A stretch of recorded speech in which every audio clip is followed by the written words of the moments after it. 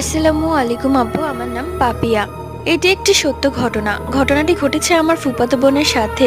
ছোটবেলা থেকে ওর সাথে একটা জিন ছিল। এটা ওর ফ্যামিলি কিভাবে বুঝতে পেরেছে জানো? কারণ ছোটবেলা থেকে ও একা একাই কথা বলতো।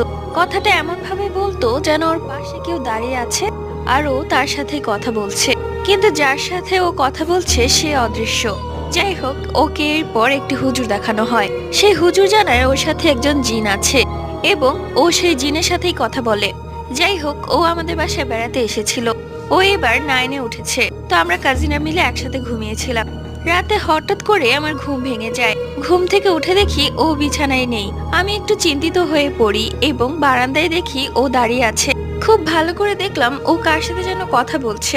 ওর হুঁশ ফেরানোর জন্য আমি ওর ঘাড়ে হাত দিই। ও একটু চমকে যায় এবং আমার দিকে ঘুরে তাকায়। দেখলাম ওর চোখ দুটো লাল হয়ে আছে। এটা দেখে আমি বেশ ভয় পেয়ে যাই।